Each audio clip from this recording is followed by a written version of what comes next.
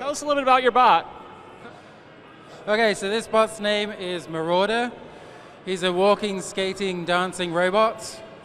You know, as any hexapod robot, he can walk over rough terrain.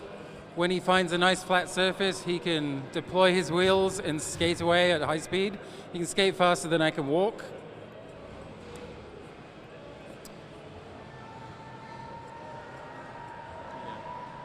So one of the neat features that's really hard to hear on the stream and here in the venue is your robot announces its intentions as you're switching these modes, when it stops, when it starts. Tell us a little bit about that. It gives the robot character that he tells you constantly what he's doing. And he has a number of fun modes, which I don't have my cheat sheet with me. Let me see if I can trigger one. Yeah, I'm going to go put the microphone up next to him. Child targets acquired. Disabling first floor. Defensive mode. Exterminate. Exterminate. Exterminate. I don't know if you could hear that, but he said, child target acquired, disabling first law. So a bot like this, if I wanted to build this, how much time am I going to have to put in to figure all this out? What did it take you to do it? Well, I actually built this robot in 8 weeks, if you can believe that. It was a commission with a hard deadline for a show. And I had some help assembling it, but I designed it. I programmed it, and it was an intense 8 weeks. It was like 100-hour weeks, but it was worth it.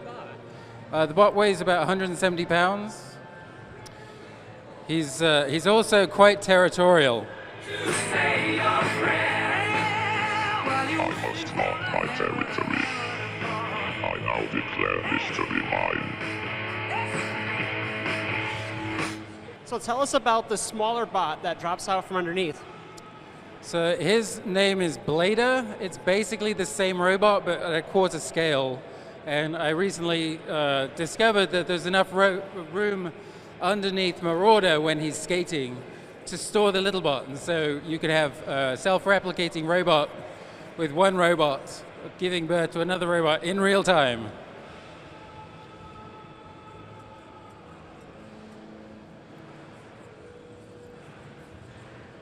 So he has a variety of gaits.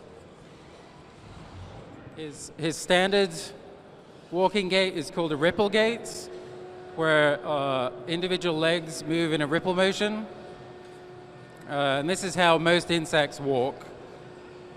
He also has a standard alternating tripod, which is the simplest robot gait. This is the gait of a dung beetle.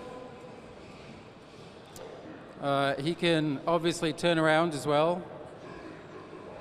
And the turning is a good example of the inverse kinematics running the legs, because you can watch as the outer legs, the feet rotate on the spot, even though the robot is turning at odd angles.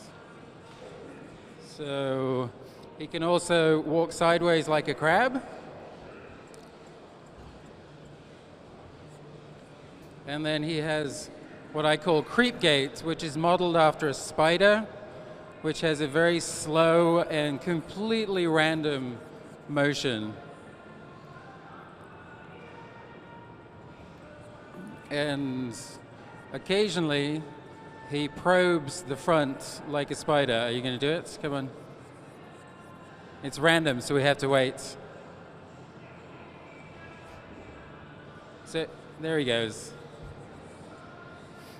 So this mode is intended to emulate a spider's gait. But my favorite is skating, because he's fast and slick.